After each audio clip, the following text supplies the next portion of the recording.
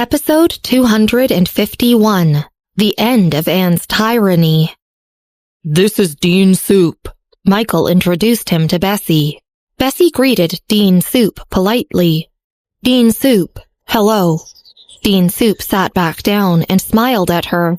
In front of the Science and Technology Department's new treasurer, he wasn't stingy with his smiles. "By the way," he said, "this is the head professor of your computer science major, Dr. Carlos Weatherby." After exchanging a few words, Bessy explained her reason for coming. "Wait." Dr. Weatherby was silent for a while. Then he turned to Bessy and asked, "What do you want a minor in now?" "Nuclear engineering," Bessy repeated. Dr. Weatherby fell silent and subconsciously frowned. Dean Soup was also taken aback, and it took him a long time to speak. "We'll only open up the second majors next year or the year after. Furthermore, Bessy, I advise you to concentrate on only one major. After all, she shouldn't bite off more than she could chew. If she was distracted from the beginning, she could be too overwhelmed to complete the program. Bessy was the focal point of the school because of her exam results. Her sudden decision made Dean Soup feel put on the spot. He knew that most geniuses were arrogant. Perhaps she had become overconfident due to her smooth sailing so far. Dean Soup glanced at Michael after speaking. Michael was sitting casually on the stool, drinking tea slowly. When Dean Soup looked over, he just raised an eyebrow. He didn't say anything. Dr. Weatherby's eyebrows were still knitted tightly. Dean Soup sat up straight and asked seriously, "If you study 2 majors in your first year of the program, how are you going to allocate your preparation time?" President Flores had finally snatched Bessy from the University of Chicago.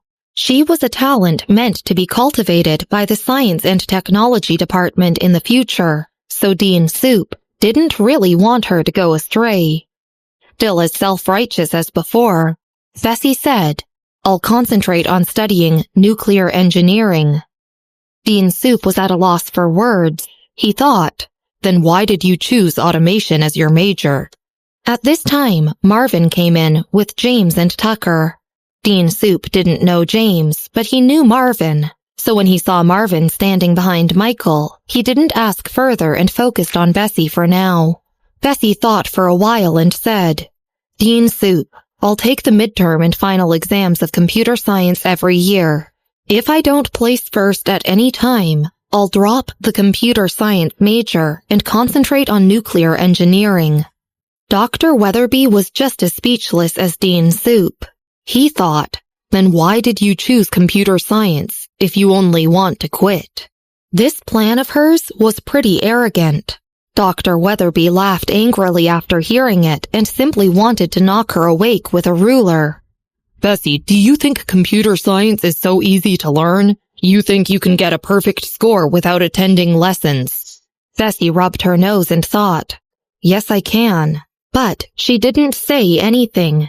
If she had come alone today, Dean Soup would have closed the door directly and ignored her nonsense. But unfortunately, Michael was sitting there drinking tea. Michael's reputation was too prestigious in Evanston. However, Dean Soup also had a countermeasure. He pondered for a while and turned to Dr. Weatherby. "Dr. Weatherby, do you still have the professional examination papers for the finals?" Northwestern University's midterm and final papers were very difficult. After all, it was one of the top universities in the country. In recent years, it had even been ranked in the top 50 internationally, so nobody dared apply without meeting the high standards. Hearing this, Dr. Weatherby immediately understood the dean's intentions. He took out his phone and asked one of his students to send him last year's final examination paper. It was printed directly in Dean Soup's office. Dean Soup glanced at Bessy and said, "This is the Computer Science Department's finals test paper from last year. If you can pass it, I'll approve your second major." Bessy thought about it. "Are you sure?" she asked. Dean Soup breathed a sigh of relief. "Of course."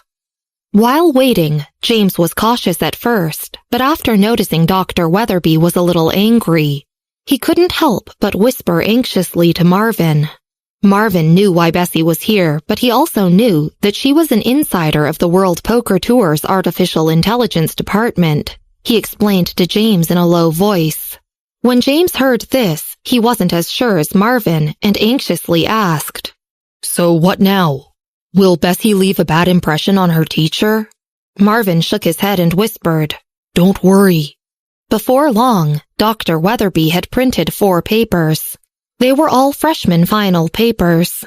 Dr. Weatherby knew that Bessy had scored 150 on her mathematics paper and didn't dare to take out the finals paper for advanced mathematics. He feared that the dean of the mathematics department wouldn't give up if he knew she had taken it. Excluding the other miscellaneous basic courses, he printed out 4 core courses in the end.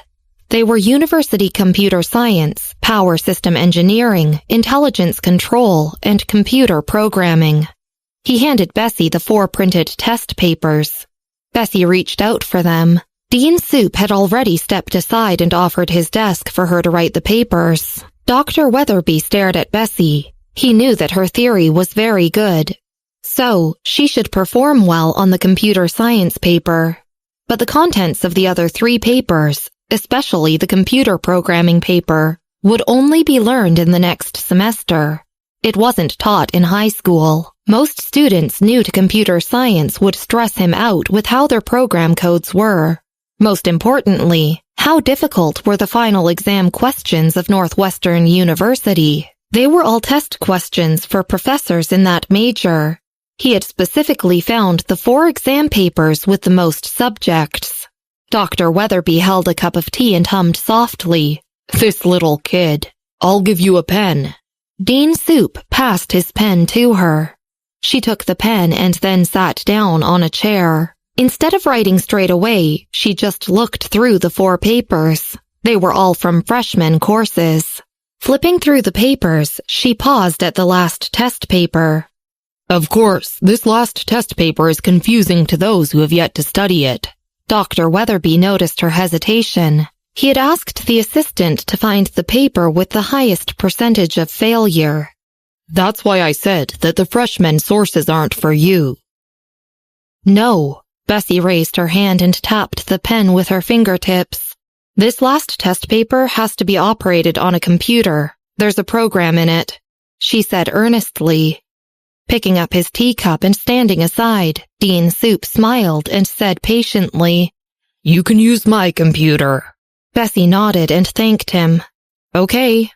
Normally, every year at Northwestern University, a computer room would be specially opened up for the test papers that required computer operations.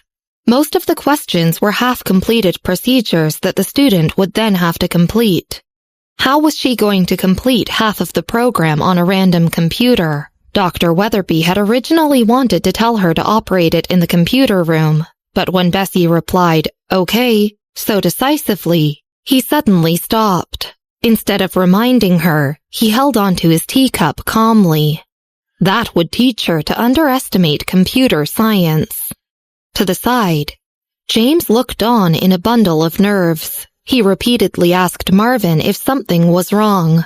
Tucker, on the other hand, sat beside Michael calmly, playing games on his phone. Marvin comforted James and looked down at the game on Tucker's phone. It was a jumping grid game. The square design looked rather interesting.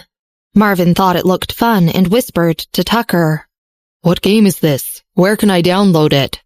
Glancing at him expressionlessly, Tucker paused and then fixed his eyes on the lace umbrella in Marvin's hand. He replied indifferently, "You can't download it. My sister programmed it."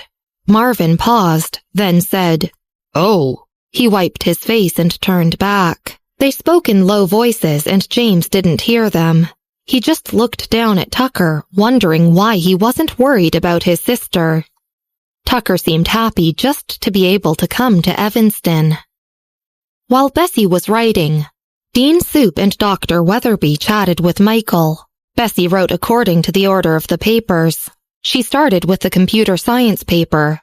The content of the freshman year wasn't very profound, but the question setter had included tricky questions. It was easy for any student who didn't listen properly in lectures and study the subjects seriously to fall into the trap.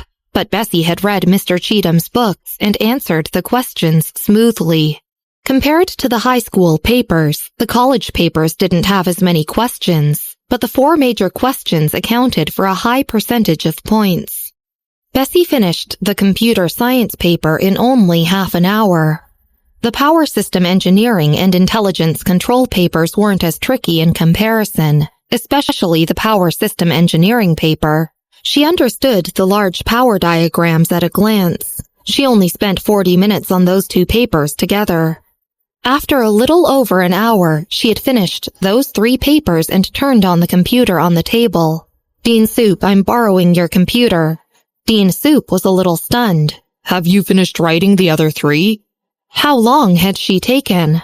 Squinting, Bessy first entered a string of codes to analyze the computer data. She muttered, "Yeah," and started operating on the computer. Dean Soup's computer only had the Office software, so she opened the system editor directly.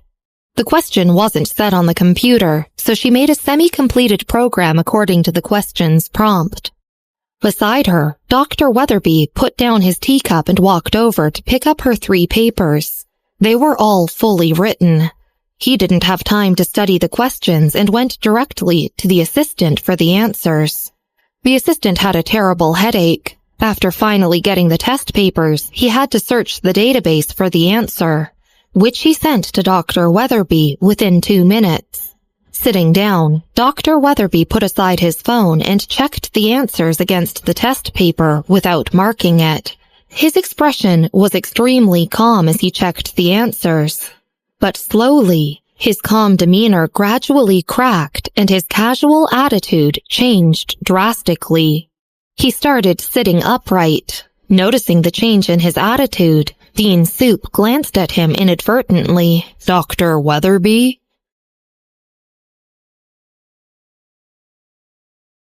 Episode 252. The Computer Science Department's Precious Treasure. Ignoring him, Dr. Weatherby quickly picked up the next test paper and checked the answers to that one, almost without blinking. He became extremely serious and was instantly dumbfounded. Standing up violently, he rechecked the 3 test papers, one after the other. Taking a deep breath, he picked up his phone and sent a message to the assistant. "Are you sure you sent the test papers with the highest percentage of failure?" The assistant on the other end of the phone was very young and was previously Dr. Weatherby's apprentice. Thinking he had made a mistake, he replied apprehensively. "Yes, are you not satisfied with the difficulty of the questions? Then I'll tell the teachers to make the exams more difficult this year." Dr. Weatherby picked up the computer science paper and looked through the last major question again. It was really not a simple question. The teacher who had written this question had seriously set a trap for the candidates. Northwestern University not only assembled the best students in the country, but the students also excelled among the crowd. The level of difficulty of the papers was certainly not low, given the number of failures. But Dr. Weatherby was stiff for a while, his mouth hanging open. He reread Bessy's answer. She hadn't made a single mistake. It even made him wonder if she had stolen the answers to the final exam of Northwestern University. At the thought of Bessy's second major, Dr. Weatherby turned his head silently and glanced at her. He felt a little comforted. At least there was computer programming. Among these 4 courses, she was the best at computer programming. The programming was basically an introduction for freshmen, so it was only a matter of hand speed for Bessy. It had taken Dr. Weatherby nearly 20 minutes to ask for and compare the answers. In that time, Bessy had already restored the test papers on the computer and had completed the questions. Putting the mouse aside, she stood up and glanced at Dr. Weatherby. "Dr. Weatherby, I'm done." Dr. Weatherby was stunned. "You're also done with the programming?" Nodding, Bessy pushed out her chair. She stepped aside and let Dr. Weatherby come over to take a look. Dr. Weatherby put down the test papers and his phone and walked over. He glanced at the completed answer on the programming question. They all had offices, so of course he knew that the offices didn't have such a system. Staring at this scene, he was momentarily silent. He never imagined things would develop in such a way, nor did he think that Bessy would know computer programming. Most importantly, it wasn't just surface-level knowledge. Dr. Weatherby's expression was unpredictable. Leaning on the table, Bessy folded her arms and raised an eyebrow. She thought for a while and said, "How about this? If you think it's not enough, you can give me the papers for the other courses." No! Dr. Weatherby suddenly sobered up. Enough. It's completely enough. You don't have to do the other test papers. He looked seriously at her. You want to study nuclear engineering, right? Okay, you can. I'll approve it for you. Come to me to get a report when school starts. However, you'll have to participate in the activities for computer science. That goes without saying. Bessy smiled lazily. You can go. At a loss for words, Dr. Weatherby just waved her away. Remember to report to school on time. Seeing that they had settled the matter, Michael put down the cup in his hand and got up. He politely bid farewell to Dean Soup. Carry on with your work. We'll take our leave first. Dean Soup didn't know why Dr. Weatherby's attitude had suddenly changed, but it went without saying that Bessy had done well. Getting up, he waited for them to leave before walking back into his office and asking Dr. Weatherby, "What happened? How did she do?" The computer screen was still showing the programming. Dean Soup belonged to the Department of Science and Technology, but had never studied programming before. He glanced at him and continued asking, "Did she complete the computer programming test too? I'll let the teachers from other programming majors in the Science and Technology department take a look later." Rooted to the spot and deep in thought, Dr. Weatherby suddenly reacted after hearing Dean Soup. Don't send it to them," he exclaimed, floundering. Dean Soup was taken aback, and the cup in his hand almost fell. Why? He asked. Why? Dr. Weatherby glanced at Dean Soup, unable to express his pain. Don't you know that there's no examination system on our computer? Dean Soup nodded. Of course he knew that. But you didn't realize that she moved the examination system from the Academic Affairs Office's computer to your computer? Dr. Weatherby pointed to the answer sheet on the computer blankly. He had just read the test paper and knew that half of the programming questions needed to be written by a teacher. Bessy's was complete. She was only a freshman who had not enrolled yet. But she had easily copied the test program from the educational administrative system to Dean Soup's computer. If the other professors were to find out about this. After listening to Dr. Weatherby, Dean Soup was speechless. What? Without uttering a single word, he just reacted sternly and coldly deleted Bessy's test paper page. As for her scores on the test papers, did he need to mark the papers of someone who could hack the educational administrative system of Northwestern University? Dr. Weatherby put away the 3 papers blankly. Meanwhile, Bessy, Michael, and the others left the school. It was the afternoon, and it just happened to be lunchtime. They were preparing to have their meal. Marvin had already booked a hotel restaurant in advance. At this moment, they all sat inside a room. Marvin hung the parasol at the side. Tucker held his phone, his gaze following Marvin's hand as he put down the parasol. Marvin noticed his stare and asked, "Do you need something?" Looking away, Tucker shook his head coldly. "Mr. Miller, are you planning to stay in Evanston for a while this time?" Michael poured James a cup of tea, his eyes lowered and his tone very polite. James had a very good impression of this young man and didn't see him as an outsider. He thought for a while and cleared his throat. "It seems my family had found me." "Your family?" Michael looked up. "I was abducted and taken to Fairfield when I was a kid." James didn't feel the need to hide the truth from Michael. He held his teacup and fell deep in thought. 2 months ago, someone from my family discovered me in Fairfield. He didn't know the details except that they had told him to come to Evanston first. Glancing at Bessy, he stammered in a low voice. Bessy, are you willing to? No. Propping her chin with one hand and turning on her phone with the other, she flatly rejected him before he could finish his sentence. James had already expected this result. Bessy hadn't been close to him when she was young, as he had paid more attention to Anne. But now… He sighed inwardly and stopped talking. Mr. Miller, where are you staying now? Michael could tell that Bessy was rather indifferent to James, but was much friendlier towards her brother. James returned to his senses. I don't know. It'll take a while for my uncle to contact me. Nodding, Michael leaned back in his chair and placed his hands on the armrests. He glanced at Bessy and smiled. You can send me a Twitter message once you've confirmed the address. They had already added each other on Twitter. James picked up the fork. Okay. On good terms. The two of them drank a little bit of wine during the meal and chattered incessantly. James talked most of the time, while Michael listened. Bessy had learned her lesson from last time and didn't let them drink too much this time. Even after finishing their meal, James's Uncle Jack had yet to contact him. Bessy knocked on the table impatiently and turned to ask Tucker, "What's the matter with Uncle Jack?" I don't know. Tucker's head was lowered as he played the mini-game on his phone, and he only looked up when Bessy asked him a question. She wanted to say something else, but the phone in James's pocket finally rang. The uncle he talked about had finally called. On the phone, Uncle Jack asked James for the address, but he subconsciously glanced at Michael questioningly. Michael filled him in.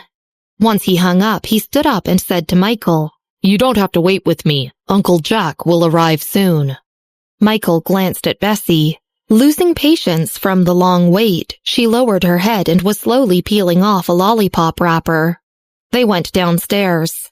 The sky wasn't completely dark yet, but the street lights had already been turned on. James stood under a street lamp and waved them away. Go ahead, there are many mosquitoes on the roadside. Okay, be careful by yourself. Michael bid farewell to him politely. We'll leave first. After confirming that Uncle Jack was coming to pick James up, Michael and Bessy left first without waiting. Standing under the street lamp, James looked down at Tucker. He was still playing his game. He pursed his lips and said, Tucker, you must remember your sister if you become rich in the future. Still fixated on his game, Tucker muttered, Okay. I know you often skipped classes to go to your sister's school when you were young. James reached out to pat his head, then sighed and stopped talking.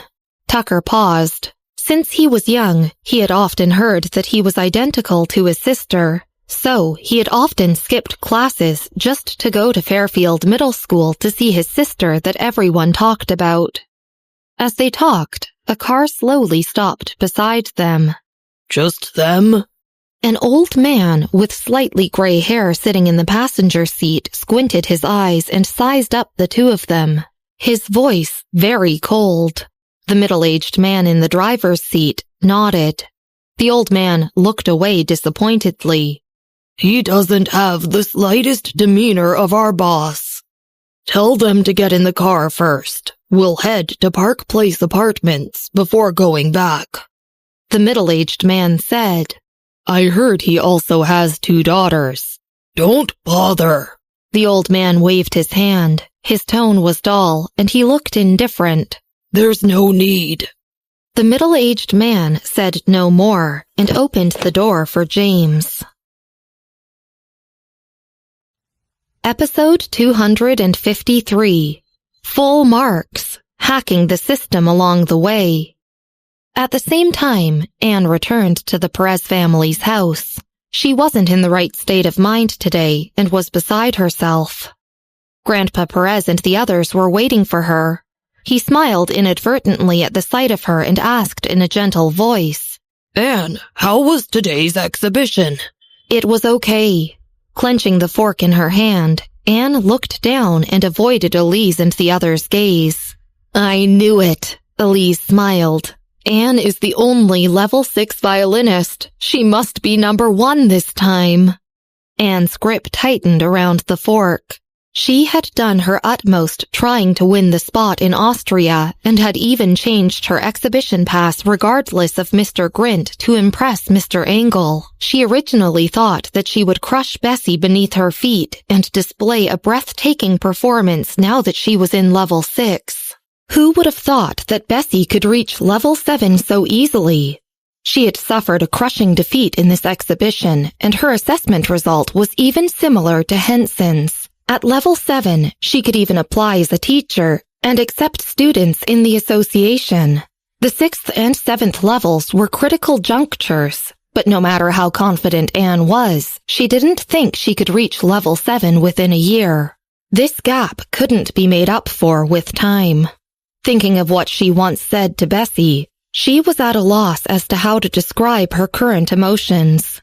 Failing to notice her misplaced expression, Elise continued smiling. Anne, shouldn't you post something on Twitter? You haven't posted a video for almost half a month. Your fans are urging you. Anne had always run her Twitter well and usually had people helping her to film videos. Because she was good-looking and talented, she had attracted a large fan base. She had also posted her final exam results. After surpassing 10 million fans on Twitter and approaching 12 million now, she had become a popular influencer. Various advertisers contacted her every day, but she didn't value those advertisements and had never paid attention to them. She had even written a post on her Twitter. I only focus on music, I don't do advertisements. She had attracted many fans because of this. I know, I'll post it right after going upstairs, she said, nodding. She had no appetite and only took a few bites before getting up. I'm going upstairs to practice. Upstairs, she returned to her room and flipped through her phone inventory. She chose a video and posted it on Twitter. After a while, various notifications followed. She clicked on the comment page and saw a comment that was most liked and popular. Little Woodfish had said, she's my favorite account. She actually knows how to do the overtone. On the other end of this Twitter exchange, the user watched Anne's video several times before reluctantly putting down her phone. Before long, her friend sent her another post. Look at this. This young lady on the hot search is better than the violinist you follow, right? She suspiciously clicked on the link and opened Twitter to see a video of a girl she had never seen before playing the violin. She fell in love from the tense opening and was heartily engrossed in the various techniques that followed, one after another. However, halfway through, she turned off the video and read the description on the post. It said the piece was an original composition. She narrowed her eyes and left an angry message. Little Woodfish posted, "Excuse me, blogger, why does this person's original composition sound like Anne's video in her early days?"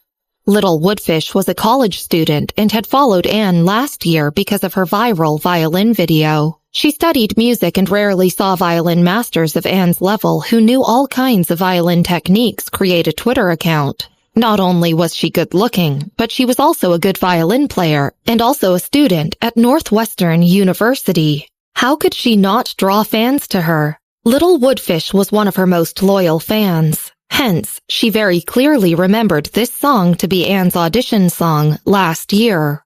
However, her comments were buried under all the others and made no splash. She originally wanted to forward it to others, but as a big fan, after seeing popular comments about Anne, she didn't want to draw hatred towards her without any evidence. Thinking about it, she saved the other violin video and then began to transcribe the scores. She would use the comparison as evidence.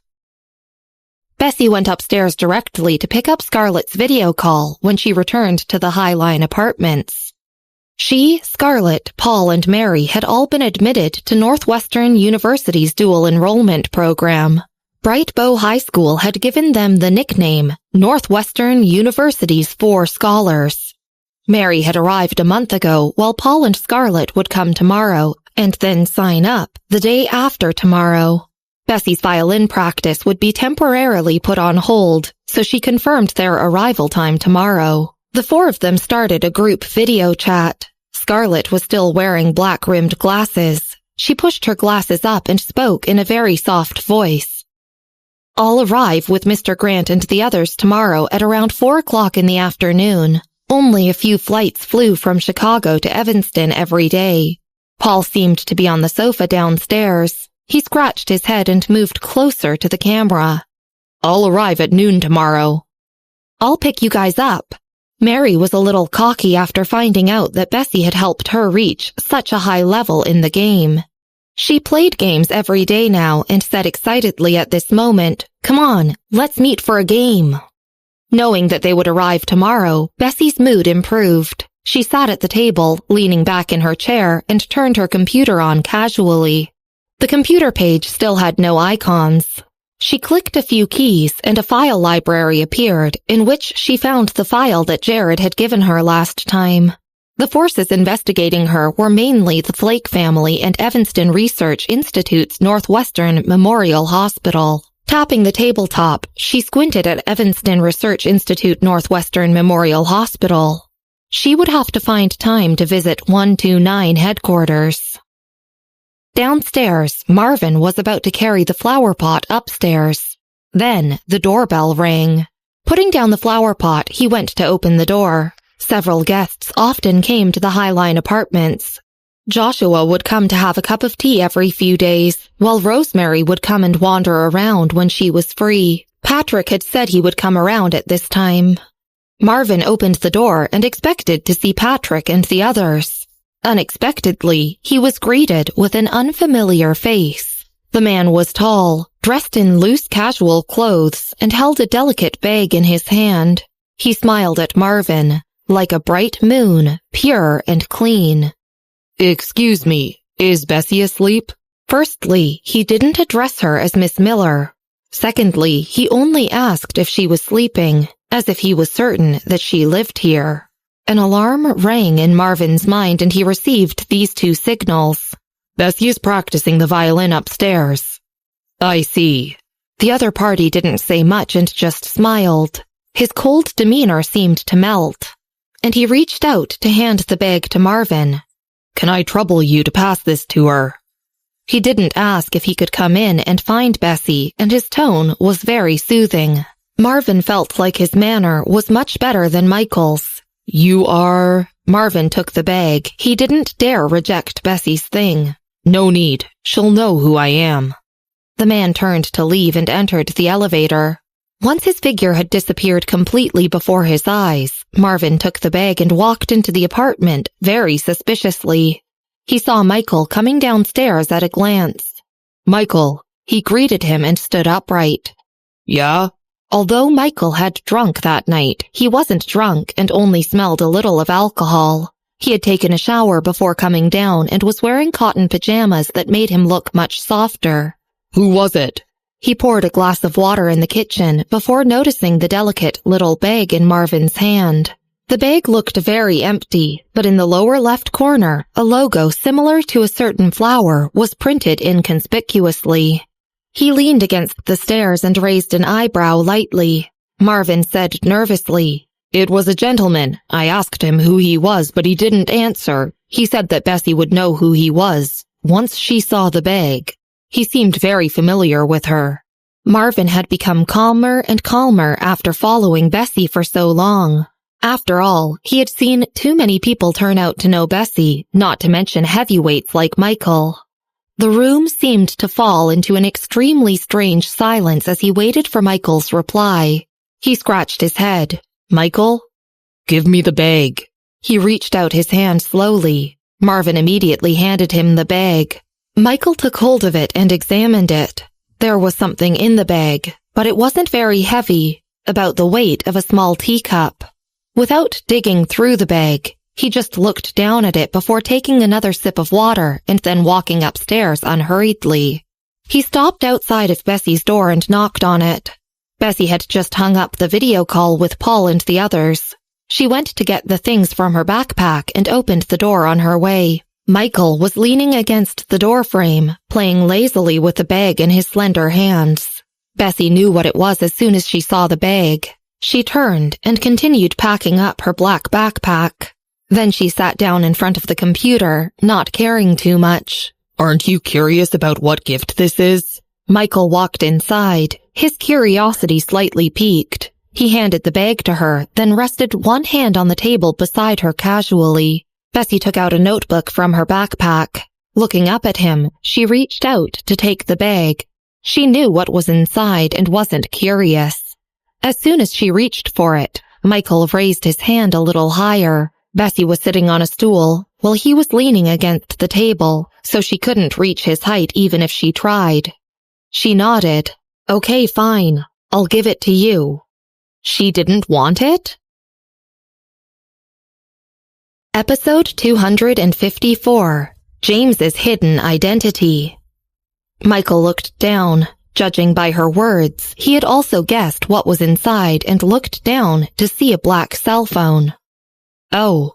Bessy closed the files on her computer and pressed a few keys to open the social network software. Big brother, I'll give it to you, okay? She said perfunctorily. Michael stared down at her. Her eyebrows were calm, and her tone was casual. He suddenly laughed. No, wait. What did you just call me? Brother? Bessy didn't even look up. Before that. His good-looking eyebrows were lowered. Bessy thought about it, tilted her head and supported her chin. Big brother? Chuckling, Michael stared at her mysteriously, and then handed her the bag. Take it. Don't you want it? Bessy took the bag. This phone is pretty useful. No need. Michael stood upright. I heard Patrick and the others. I'm going downstairs now. Downstairs, Marvin just sat on the sofa while holding the flower pot. His desire for survival prevented him from following Michael upstairs. He first sent a message to Mary to report the status of the flower. Then he sent it to the old gardener. The old gardener would usually reply indifferently, but today he suddenly replied, I think you have potential in growing flowers. Staring at the message for a long time, Marvin still couldn't figure out what he meant. The doorbell rang at this time. Patrick and the others had finally arrived. Taking off his suit jacket, he was about to head upstairs. Where's Michael? Rosemary followed behind him. He's probably talking to Bessy, Marvin warned. Rosemary came down immediately and didn't dare go upstairs. She sat down opposite Marvin. She placed her briefcase on the table casually and crossed her legs. Marvin glanced at her briefcase. There was also a flower logo in the lower left corner of the bag. The pattern was unique. Marvin usually didn't pay attention to Patrick and the others, but in the past 6 months, he had been surrounded by flowers and was particularly concerned about them. He found the flower on the briefcase very familiar. I just saw this flower on your bag, he said, pointing at Rosemary's bag. Hearing this, Rosemary lowered her head and glanced at her briefcase. She folded her arms and raised an eyebrow.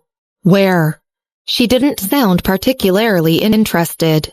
This was a briefcase issued by the World Poker Tour. Large and small businesses had been attracted to the World Poker Tour's bid today.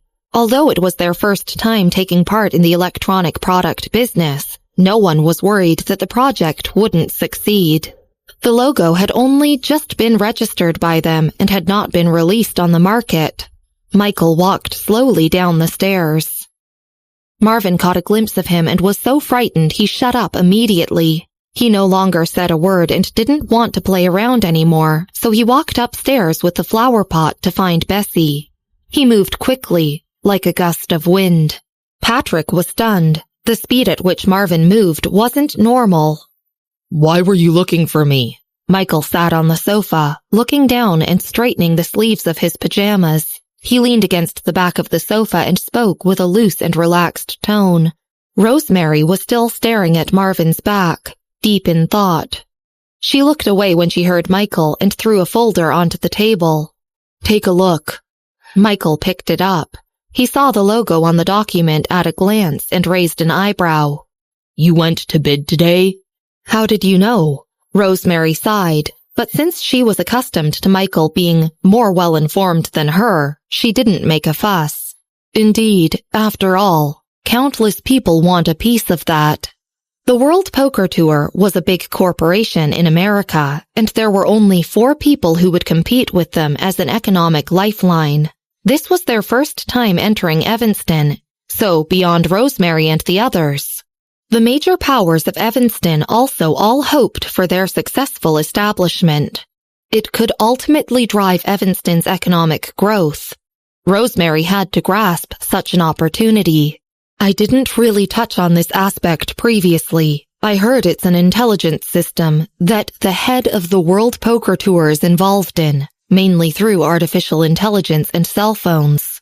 Rosemary put her hands on the table and turned to ask Michael, "Help me analyze the situation. Do I have a chance?" Michael turned a few pages and replied unceremoniously, "0. I thought so too.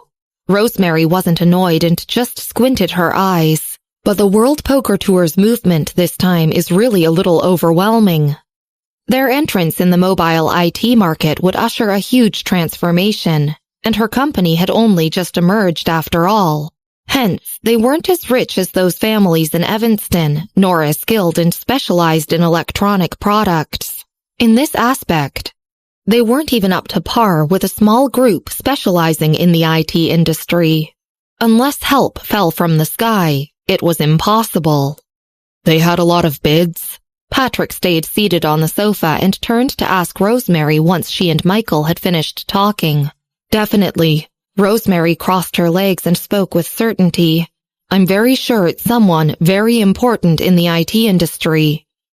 When she went for the bidding today, most of the IT companies had been discussing the main figures. She wasn't well versed in the IT industry, but from their enthusiasm, she could tell that those bosses weren't simple. Nodding, Patrick pondered for a moment and then remained silent. After a long while, Rosemary felt a little disappointed and wanted to go find Bessy. Is Bessy still practicing the violin upstairs?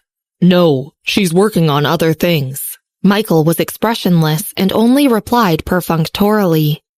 Okay. She glanced upstairs regretfully. Then I won't disturb her. Upstairs, Bessy put the flower pot that Marvin had brought her on the windowsill. Then she logged into her account on the computer and pressed a few keys. It went directly to a video call. Although it was late at night, the other party still picked up quickly. A middle-aged man appeared on the screen. He was in his study holding his teacup and staring at her, calm and unruffled. Bessy, is it my turn? Reaching out for the paper bag on the table, Bessy smiled. Yes, that's right. It was Jared on the screen. Are you serious? He sat upright immediately. He had already waited for Bessy for 2 long months. Flipping through the small bag, Bessy took out the black mobile phone from inside. Would I joke with you? She said without lifting her head. Okay. Jared stood up with his hands on the table. Go ahead. Where can I see you tomorrow? I'll set the time and place, or do you want to do that? No need. Bessy pressed the power button and waited for the cell phone to load. She looked up at him. I'll go to the headquarters directly tomorrow and check on some information as well. Anything you want. It didn't matter if she was coming in passing, as long as it was his turn. I'm just informing you. Bessy glanced at the phone. The system had already indicated that the loading was complete. She said calmly, I'm hanging up first. She hung up the video call before looking at the new black phone. This was a prototype design she had given the World Poker Tour before returning from Austria. Its content was a little complicated, so the World Poker Tour had taken 2 months to develop it. The phone was extremely slim and could hardly be felt in her hand. Bessy took a piece of paper from the bag. It was white paper, with a line of words written on it. It stated that the phone had yet to be named and that there was only a poppy flower logo. If it had a name, it would be named Poppy. Furthermore, the World Poker Tour wanted to develop a line of Poppy logos on the EA series of robots, in addition to those on the mobile phones. It was just that the cost of the robots was high and the technology was complicated. The World Poker Tour hadn't released the sale to the public yet, and it was still in the research and development stage. Hence, they had released the mobile phone first. Smiling, Bessy folded the paper and put it into the drawer. She then tried out the new cell phone. Please perform pupil authentication. Though virtual, it was still a very mechanical sound. After authenticating her identity, she connected to the internet and opened a web page casually. With a flick of her hands, the web page spread like a layer of information and cast a virtual projection in front of her. The color theme of the page was blue. The opened web page was also the intelligent information network of the World Poker Tour. Leaning back in her chair, Bessy rested her chin in her hand and watched the virtual projection. Then, she thought about it and took out the heavy black cell phone from her backpack. She threw it onto the table. Look, your younger brother, she said to the phone. The black phone didn't light up and only buzzed twice, as if it was protesting. Bessy ignored it and placed it aside. She got out of her pajamas and went to take a bath. She closed the bathroom door. 2 minutes later, the heavy black phone lit up. At the same time, in Jared's house. He lived in the city center and had bought the highest floor.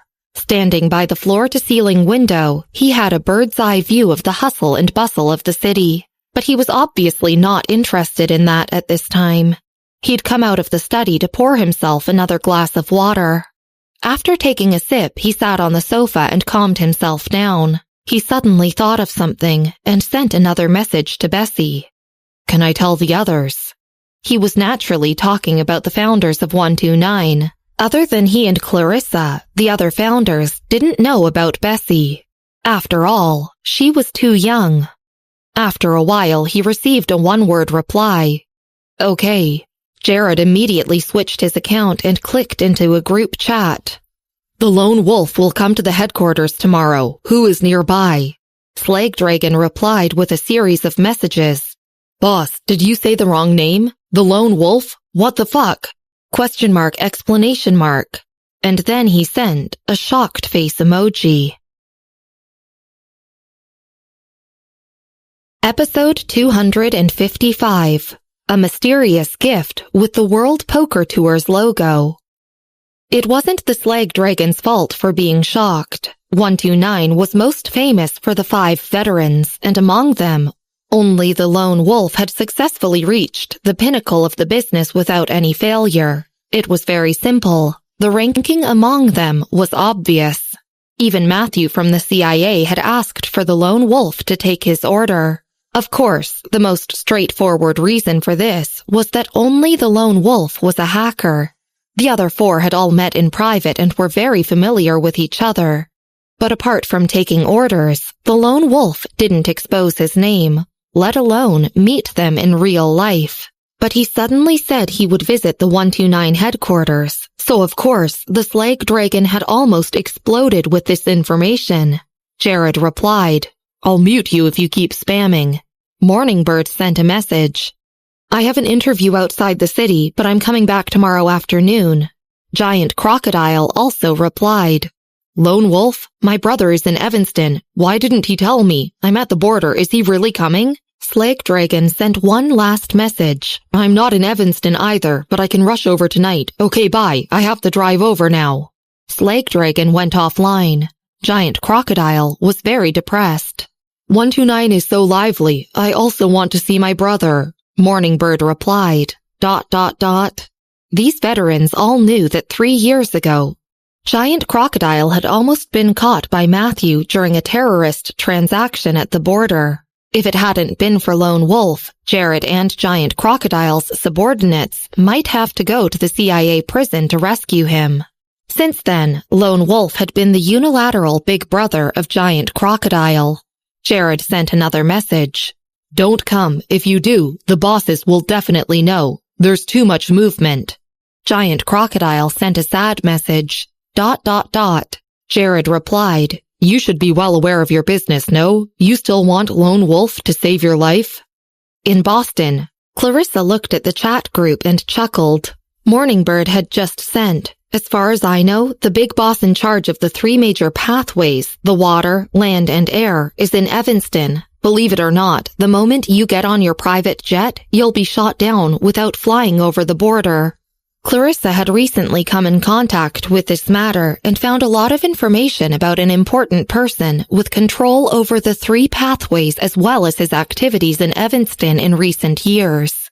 She was certain that this person was from Evanston, but she didn't know who it was. He was hidden as deep as their lone wolf. Giant Crocodile still prioritized his little life. I think I'll just invite my big brother to the border someday. Clarissa glanced at the reply and snorted slightly. Giant Crocodile was almost on 2 extreme ends in real life and on the internet. She put down her phone.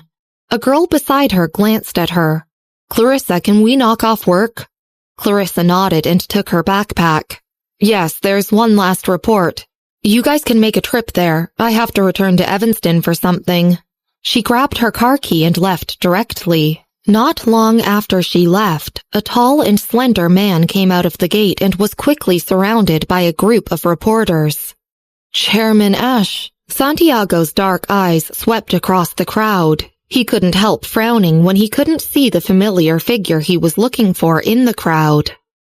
After dealing with the reporters along with the developer, he sat in his car. Chairman Ash, you have a phone call. His secretary sat in the passenger seat and held out his phone. Santiago frowned. Don't pick it up. The secretary lowered his voice. It's Miss Flake. Santiago paused and reached for the phone, his expression calming down. The next day, Joshua came to the Highline Apartments early in the morning and sat at the breakfast table. He ate breakfast with Bessy and the others, and both his expression and condition looked good. Michael had just finished his morning run and was coming downstairs. Bessy. Marvin ate a piece of bread and asked, How come you're so impressive even though you don't train every day? He had never seen Bessy go on a morning run before. Bessy picked up the milk beside her and said casually, Who knows? Marvin was speechless. When Michael came down after his shower, she had already finished eating and sat lazily playing with her phone. Tucker had failed to pass his minigame level even after 3 days, so Bessy was recording her screen for him. She was using her new cell phone. It was extremely thin. Michael pulled the stool beside her and sat down. He glanced at her mobile phone, then lazily reached out and took a piece of bread. His phone rang and he picked it up. After listening to the person on the other end, he glanced at Bessy. It's Mr. Grint. He's asking if you would like to undertake advanced studies. Advanced studies? Bessy was still looking down at her screen recording. Joshua was also sitting nearby. He was drinking tea after his meal and pricked his ears at the sound of Michael's voice. Austria's Violin Association, said Michael. No. Bessy knew about this. She guessed that she had probably won first place, but she was still looking down in disinterest as she replied, Let Henson go. Michael politely passed on this message to Mr. Grint. Then he hung up the phone. When Joshua heard about Austria, the hand holding his teacup paused, and he glanced at Bessy. Bessy, why won't you go to Austria? Austria is developing rather well, actually. If you go to Austria Association, you'll surely go to the Vienna University of Music and Performing Arts. Standing beside him, Simons nodded like a woodpecker. Sitting across from him, Marvin glanced over. Simons gritted his teeth. Again?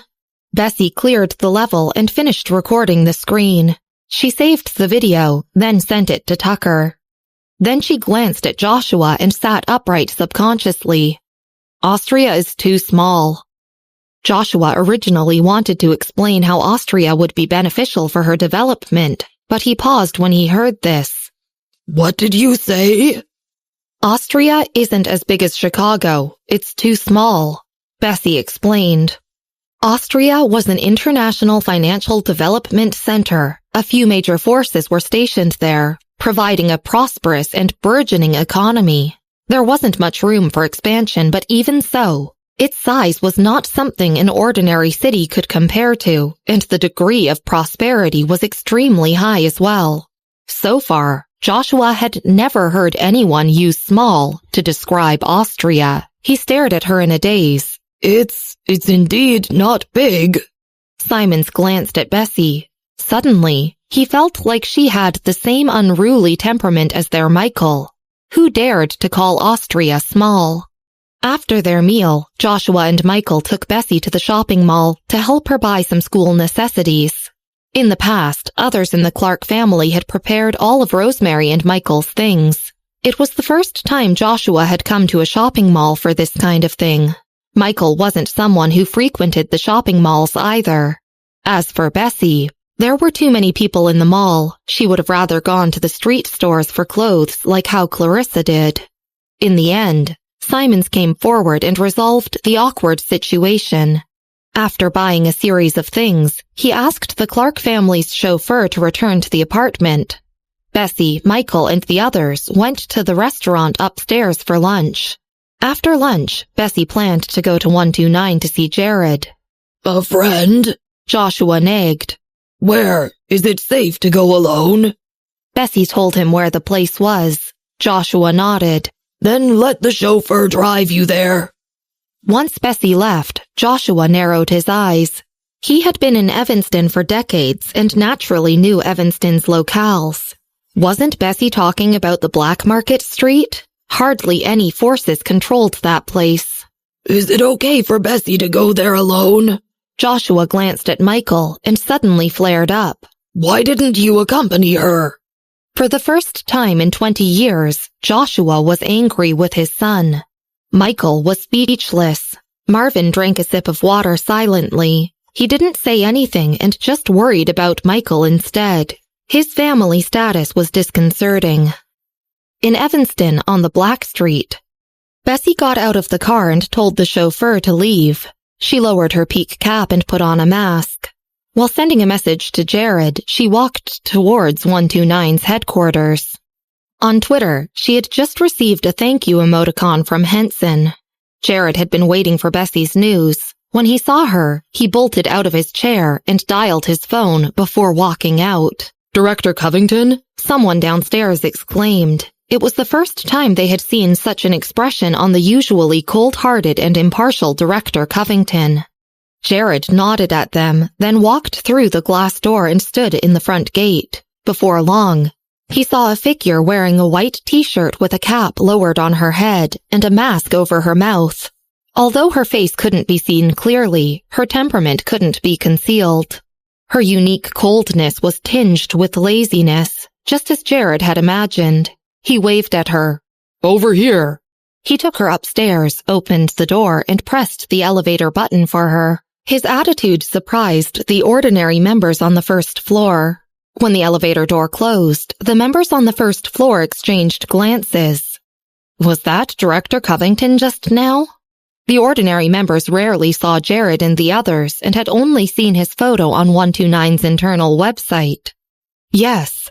Sherry stopped staring and took a deep breath. It's really Director Covington. The newbies were extremely excited.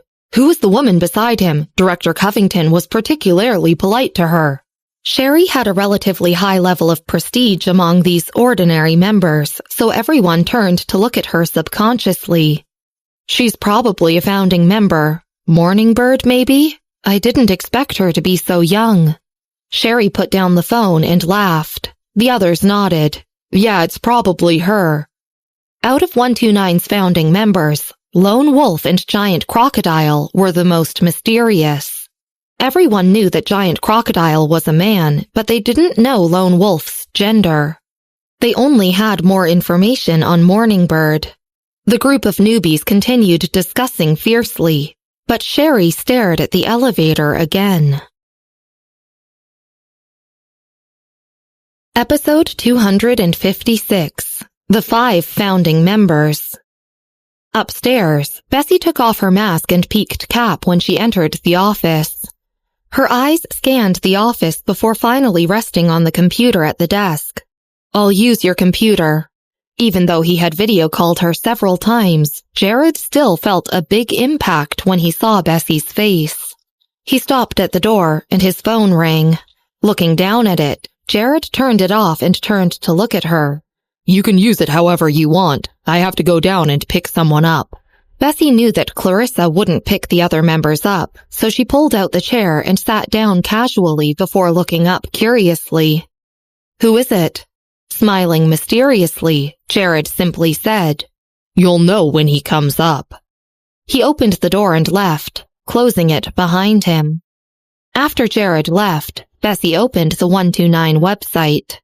The page was full of internal material that couldn't be transcribed and required the authority of a senior member to access. Jared's account was automatically logged in. Since she was just checking some information, she didn't log into her own account. She simply typed a line in the search bar. Evanston First Research Institute. 129 had very complete data, extending from a basic introduction of the people in the First Research Institute to the several projects being mastered inside. The Research Institute was one of the 4 major forces in Evanston. These forces stood almost at the top of the social circle and were controlled by the 4 major families. Behind the First Research Institute was the White family. Their main research was nuclear power engineering and nuclear energy, but there were many other branches. These included experimental research and mechanical design of various nuclear technologies. The Science and Technology departments of Northwestern University and the University of Chicago were under the First Research Institute. Every year, these 2 universities would fiercely compete to attract the most talent. They wanted their school to be ranked higher in the world, so the institute's support and allocation of resources was very important. Most of the well-known professors in the Science and Technology departments of Northwestern University and the University of Chicago were engaged in projects for the Research Institute. The institute would also send more qualified professors to the 2 colleges to teach the talented students in various fields. Bessy scrolled down and found who the dean of the Evanston First Research Institute was. Arnold Fielder. Her fingers tightened around the mouse at this name. After a long while, she skipped past several years to check things that had happened decades ago. But the internet had not been as developed a few decades ago, so most of the Research Institute's information was in the archives. The First Research Institute probably had a large database. However, 129 was founded less than 10 years ago, so it could only trace back to incidents that happened 20 years ago at most. Downstairs, Jared came out of the 129 building. Not long after Jared walked out, a red sports car roared over from the corner of the street. Its wheels screeched harshly against the road as it came to a stop. The man in the driver's seat took off his sunglasses and, instead of opening the door, just rolled down the window and put his hand out. He was wearing a t-shirt with a skull printed on it and a pair of ripped jeans. It wasn't Slagdragon's first time to 129, nor was it the first time he'd seen Jared. He noticed Jared standing at the gate at a glance. Hooking his sunglasses on the neck of his shirt, he waved to Jared and smiled harmlessly. "Boss." Jared didn't treat him as gently and politely as he did Lone Wolf. He glanced at him once and said, "Come in." His tone was cold and emotionless. Dragging his feet in a pair of slippers, Slagdragon lazily followed behind him. At this time, a few rookies on the first floor had yet to leave. Slagdragon looked around at the newbies and noticed an especially beautiful woman among them. His eyes lit up and he paused to greet her. "Hello." Jared ignored him and just pressed the elevator button. He immediately hurried in. Naturally, the group of newbies on the first floor had never seen Slagdragon before. But since he was walking with Jared, he was at least a veteran member, if not one of the core members. "I'll be satisfied if I ever get promoted to an intermediate member, let alone a senior member," an ordinary member said enviously. "Miss Flake, are you reaching that level soon?" someone asked Sherry. Inside the elevator, Slagdragon asked, "Boss, is Lone Wolf here? Is he in your office?" Slagdragon put his hands in his pockets and glanced sideways at Jared. He was talkative and couldn't stop asking questions. "How old is he this year? He's probably older than me, right? But since he's so cool, he's definitely younger than you. Around 30 or 40? Is he as indifferent and boring as Giant Crocodile in real life? Is he very scary? Boss, why aren't you speaking? Most of the 5 founding members of 129 were relatively calm. Bessy was also steady and calm despite her young age, though of course it was another matter when she was irritated. Meanwhile, perhaps because of the environment she grew up in, Clarissa was the most stable one. Although Giant Crocodile was very talkative online, he was relatively cold in real life. Only Slag Dragon was like this. Jared really didn't know why this member was so talkative around other people. He was more annoying than sparrows. Ding! The elevator door opened. Jared got out and immediately felt like the air was fresher. Boss, your expression is scaring me. Boss, why didn't you reply to me? Jared quickened his pace. He walked to the office door and opened it directly. Slag Dragon followed him. He had been to Jared's office several times and was familiar with the place. He immediately glanced at the empty sofa. Boss, lone wolf. Halfway through his sentence, he suddenly stopped and stared at the person sitting at Jared's desk. Jared closed the door, ignoring him. He glanced at Bessy and asked, Have you found the information? Almost. Bessy leaned back in the chair. Her legs crossed casually. She rested one hand behind her head and said calmly, The first research institute had a fault 10 years ago. Jared wasn't surprised. It wasn't easy for 129 to find out details from 10 years ago. Even the other 3 big families didn't know the details of the first research institute from 10 years ago. While talking, Jared poured 2 glasses of water, one for himself and one for Bessy. He then introduced her to the other man. He's Slag Dragon. Although Slag Dragon was a chatterbox, he was still intelligent as a member of 129. Seeing Bessy in the boss's chair, he guessed her identity. Staring at her face that seemed too young, as if she was still in high school, he finally found his voice and asked, Lone wolf? Bessy put her chin in her hand. A skull top, ripped trousers, and slippers. It was just as she had imagined. Her beautiful brows twitched slightly and she nodded coldly. How old are you? Slag Dragon asked. 19, Bessy casually replied as she drank a sip of water. Slag Dragon was dumbstruck. For the first time in his life, he didn't know what to say. Based on her attitude, she was indeed Lone Wolf. But not only was she a woman, she was so young and beautiful. 129's veteran core member was only 19 years old? How could the ordinary rookie members added this year possibly endure this? Slag Dragon scratched his head and took out another cigarette from his pocket. He reflected on life and looked down after a long while. He felt like he was wearing the wrong clothes today. 20 minutes later, Clarissa had arrived at the office. Slag Dragon whispered quietly in Clarissa's ears. Who would have thought that Lone Wolf was so young and is also a female? Clarissa threw her backpack onto the sofa. She glanced at him and nodded. Lone Wolf probably didn't expect Slag Dragon to be a chatterbox. They had been friends online for a long time, so though this was their first formal meeting, it was comfortable. It had been the same when Bessy first met Clarissa. The 4 of them sat in the office and chatted for a few hours before Clarissa decided to drive Bessy back. Slag Dragon insisted on following them.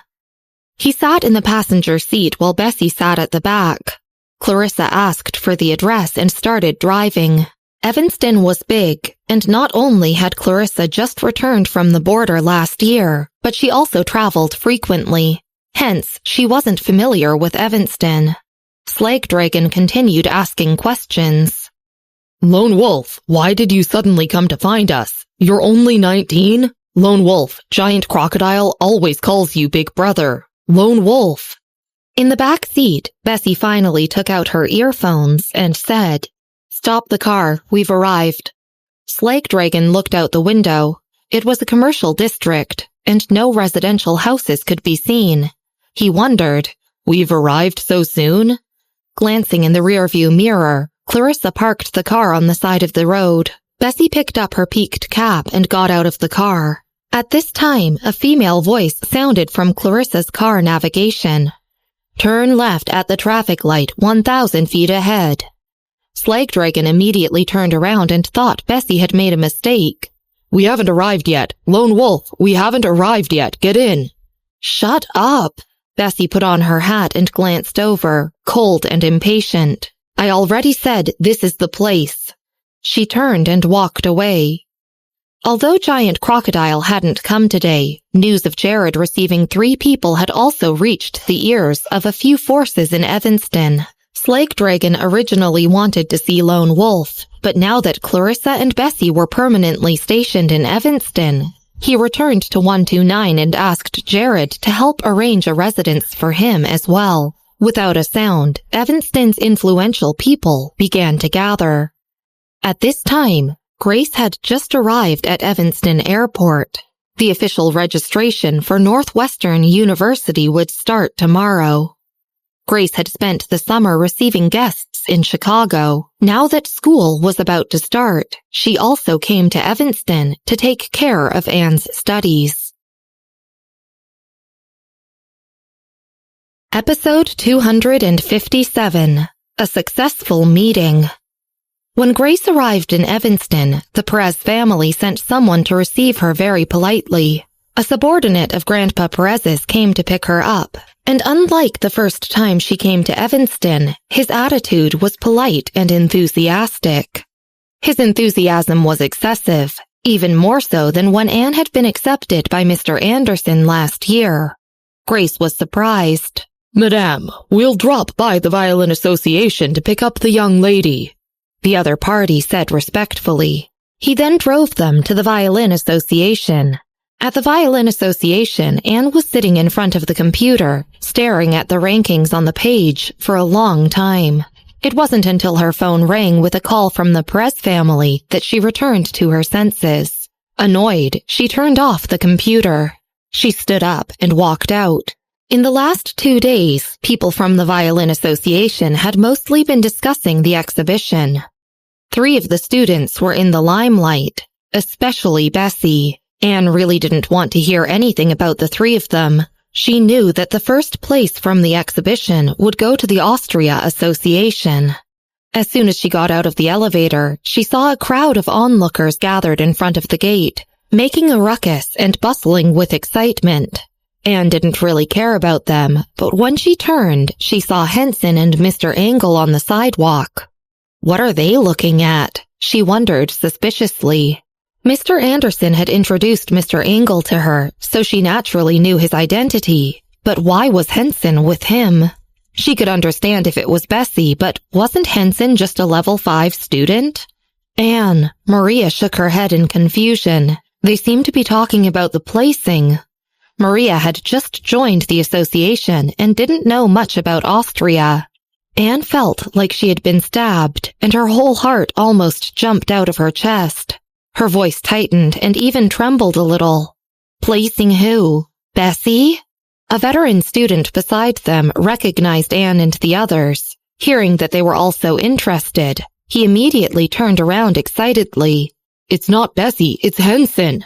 The placing for Austria was originally for Bessy, but I heard that Mr. Grint said she wants to concentrate on her studies, so she gave the place to Henson." He stared enviously at Henson. "By the way, do you know what kind of place the Austria Association is? Its status in the world is the same as that of the Evanston Association in America, an unshakable authority." Maria didn't know where Austria was, but the veteran student's description of it sounded extraordinary.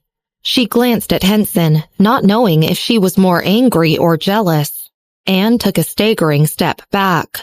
How could she not know what kind of place Austria was? She had been there before and knew a lot more than the veteran students. It was an incarnation of power and now a place she couldn't even go after a year of hard work. But such a place had been given up casually by Bessy? Anne was still thinking crazily when the veteran student followed up. "Oh, besides the Austria placing, I heard that Mr. Grint also accepted Ava and Henson as his named apprentices. They're really so goddamn lucky. Beyond receiving the placing from Bessy, Henson was even accepted as an apprentice by Mr. Grint. Also, the veteran continued, glancing at Maria, I heard that Mr. Grint accepted them as apprentices just because they were Bessy's team members. You guys are so lucky this year, I should have joined the association 2 years later. Then I might have had a chance at being in Bessy's group. Even without the placing for Austria, I could at least be named a student of Mr. Grint. As soon as he said this, Amelia, who was already feeling regretful, felt severely stabbed in the heart. Anne didn't want to listen to him further. She picked up her bag and walked out in despair. She was still hung up on the veteran student's words. 2 ordinary members could benefit from Bessy like this? Grace spotted Anne from a distance while still in the Perez family's car. She immediately got out of the car and saw that her face was a little pale. She grabbed her arm and looked her up and down nervously. Anne, are you okay? She asked.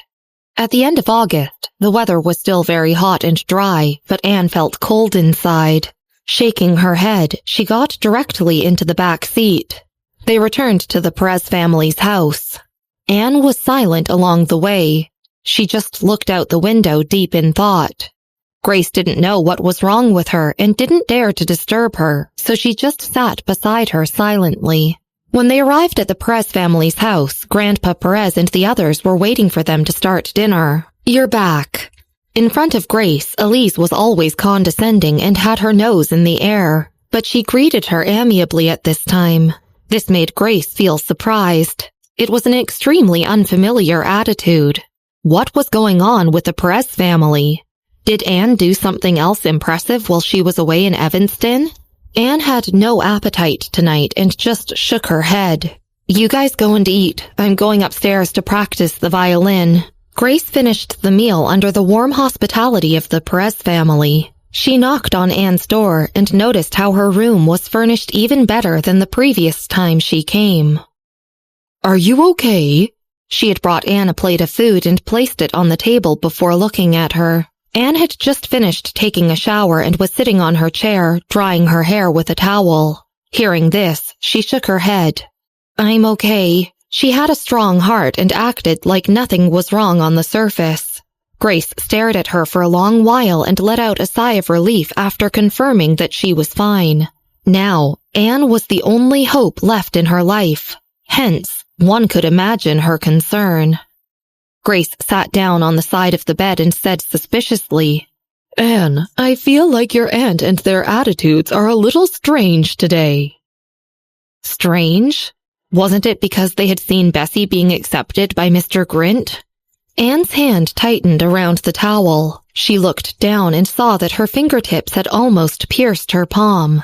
She could almost imagine how the Smith and Perez families would rejoice when Bessy came back. 2 days later, Little Woodfish finished transcribing Bessy's violin scores.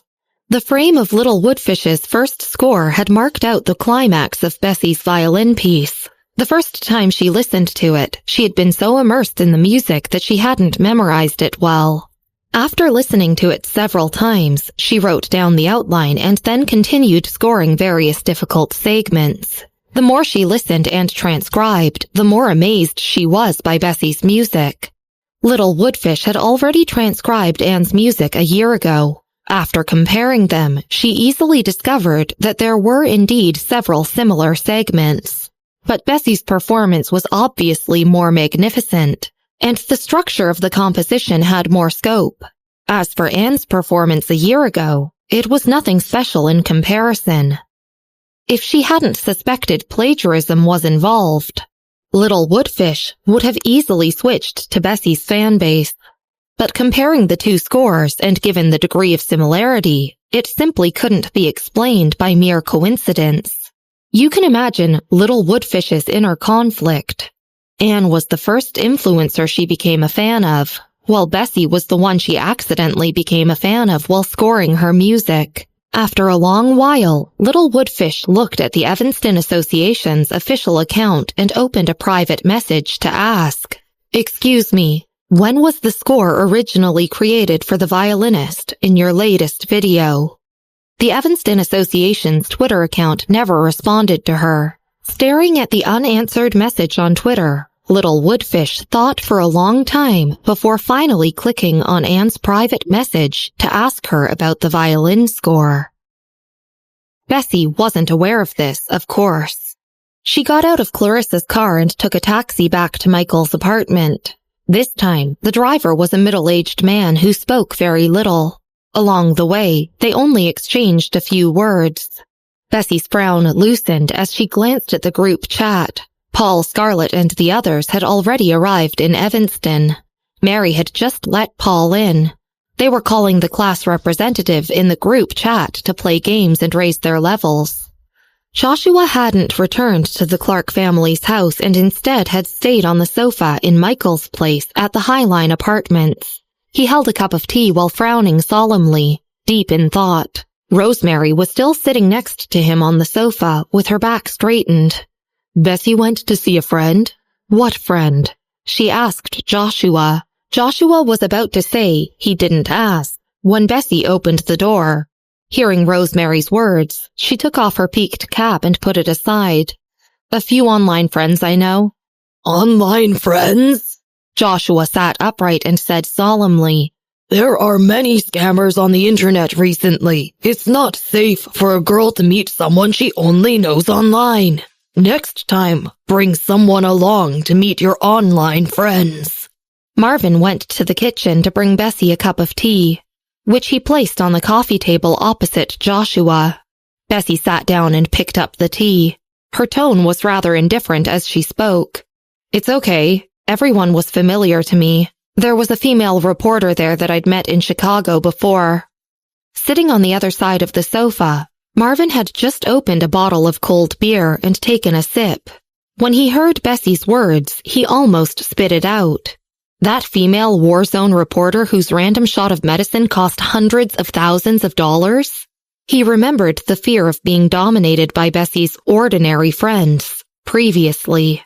Joshua and Rosemary didn't notice Marvin's expression and were still lecturing Bessy not to meet online friends randomly by herself. Bessy listened quietly to them. After talking for about 10 minutes, Michael and Patrick both returned. They stopped their conversation and everyone went to eat at the dining table. While eating, Joshua's cell phone rang. His expression changed after the call. Simons asked, Something happened? Episode 258, The First Research Institute. Joshua put down his fork and fell deep in thought while holding his phone. He opened his mouth and was about to say something, but when he saw Bessy, he swallowed his words and shook his head instead. It's nothing serious. Don't worry. He picked up his fork again and continued eating as if nothing was wrong.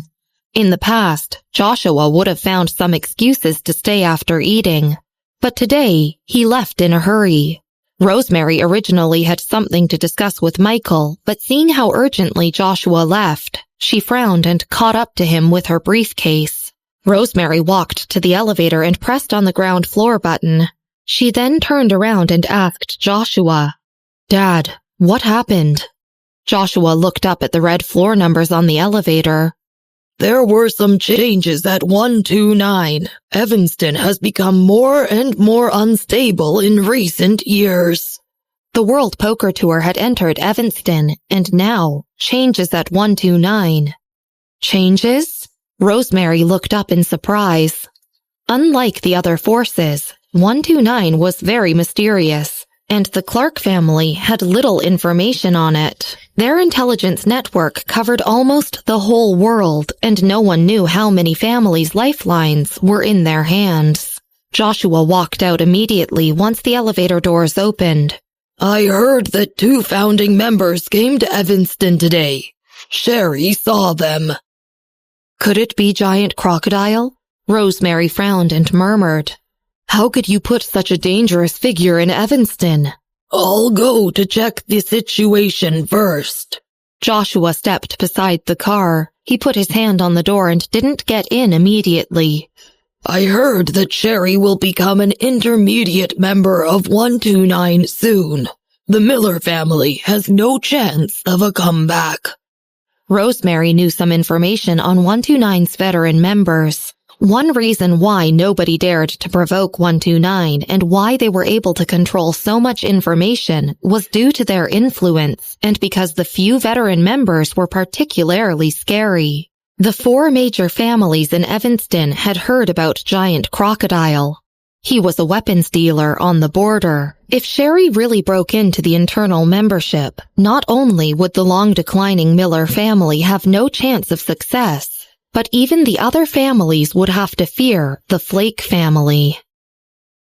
At the Park Place apartments, Tucker watched the video sent by Bessy repeatedly and then sat cross-legged on the sofa to continue the grid game. He put on headphones to isolate himself from the noise. At the dining table not far away, James was talking to Uncle Jack. Uncle Jack handed him a folder. I've already found a school. It's an international elementary school. Tucker will go to elementary school and you will study with me. James took the folder and nodded serenely. He opened it and had a headache after seeing the complicated text inside. Seeing him behave like this, Uncle Jack sighed internally and stood up with his hands on the table. Uncle Jack's eyes wandered around the hall and then fixed on Tucker. What's he doing? The middle-aged man who drove Uncle Jack's car had been following James and Tucker for a few days, afraid that they would cause trouble. Hearing this, he replied in a whisper, I think he's playing a game that his sister gave him. His sister? Uncle Jack couldn't help but massage his temples when he heard this. The middle-aged man could tell that Uncle Jack was feeling very disappointed. Not daring to say anything, he just lowered his head and sighed internally. Uncle Jack had paid a heavy price to find the rightful son of the Miller family, but who knew he would be like this? Since he had been lost when he was young and had never received family training, it was like pushing a baby bird out of its nest and expecting it to be able to fly. Uncle Jack stayed for a while before returning to the Miller family's house. The middle-aged man walked him out. After he left, James stopped forcing himself to look at the numbers. Instead, he walked over to Tucker, squatted down, and whispered, Tucker, your sister will start school tomorrow. Shall we go and visit her? Tucker touched a part of his screen and finally passed the level. Taking out his headphones, his eyes lit up at James's suggestion. Okay. When the middle-aged man returned and heard this, instead of stopping them, he simply ordered solemnly, Sir, don't tell her about your current situation. James had already told her, but he didn't explain this to the middle-aged man and just nodded in a simple-minded way. I know. I'll take you there tomorrow. The middle-aged man glanced at him, thinking that he probably wouldn't spill the beans. Tucker had already opened an app to contact Bessy. The next day was the first day of school at Northwestern University. Bessy went very early. There weren't too many people at the new student orientation when she arrived. Michael stood by the roadside with her suitcase, waiting for her to head to the orientation. Glancing around, Bessy walked over to the nearest table. She stood out like a sore thumb and quickly became the focus of everyone's attention. Several college students surrounded her immediately. Because she had no luggage, they all wanted to volunteer to take her through the formalities. Enough, let me. A gentleman approached Bessy. Miss, you don't have any luggage? The sun was shining brightly overhead. Bessy lowered her cap and said, I do. It's over there. She pointed in Michael's direction. Michael had one hand in his pocket and was sitting lazily on the luggage. He had been waiting for a long time for her. Since it was summer, he was wearing a black t-shirt that reflected against his white collarbone. While dangling his legs lazily, his looks attracted the attention of students walking past. Taken aback at first, the boy then laughed. He said, Then that's easier for me.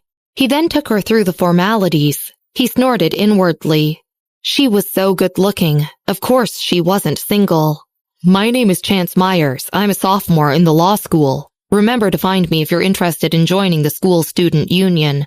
As they left, the students in the student union at the freshman reception couldn't help but exchange glances. Did she come to the wrong school? We're not a film and television university. I wonder which department she's in. She's so good-looking, it's probably the media department. No matter which it is, it's definitely not the 4 major departments. I think one more person will be added to the popular girls list. This year's new students are very good. What do you mean by adding one more girl? She obviously stands out among all the others. Since there weren't many people there yet, Bessy didn't have to wait in a long line and managed to complete the formalities in less than an hour. She was assigned to room 301 in the old teaching building. It was still early and there was no one else in the room. 4 beds were inside, each with a name affixed. Bessy's bed was near the window. She and Michael packed up everything and went downstairs instead of staying in the bedroom. There were a total of 3 days for the new students to sign up. After signing up, they didn't necessarily have to live in the dormitory. Some students took advantage of the 3 days to have fun with their parents.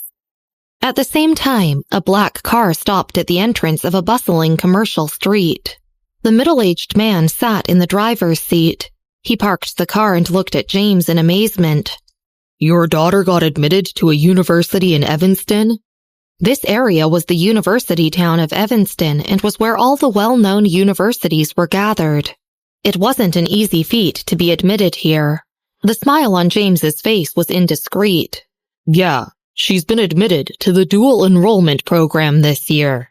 The middle-aged man was really surprised. He had only realized why James's information was so difficult to find once he found him.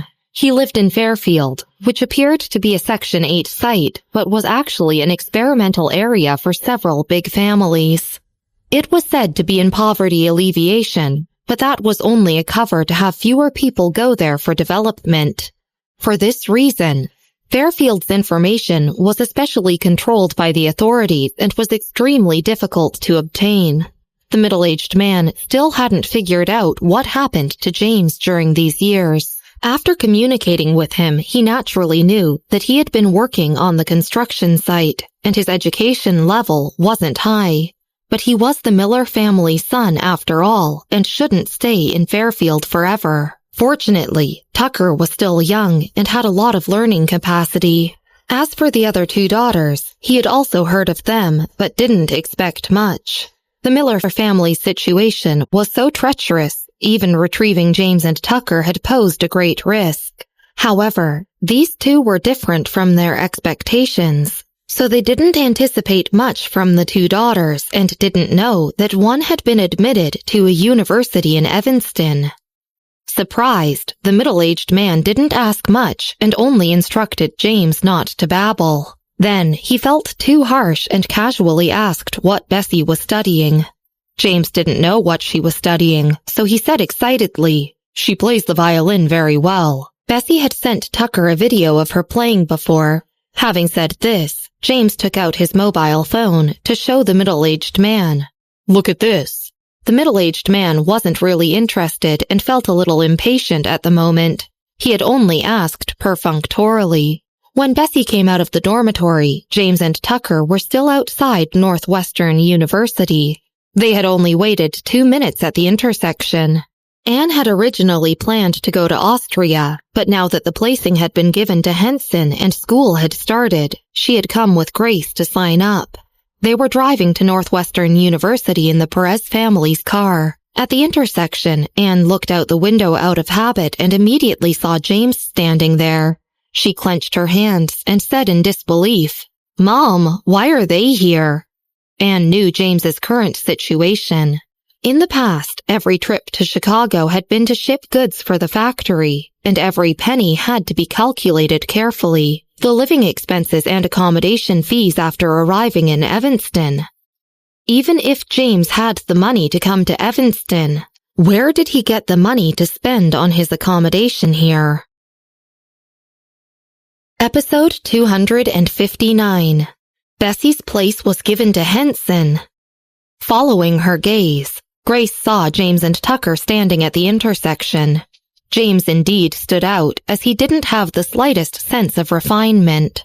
He looked coarse and indifferent, and when put with elites, he instantly looked like a driver or a bodyguard. Hearing them, the driver slowed down and glanced in the rearview mirror.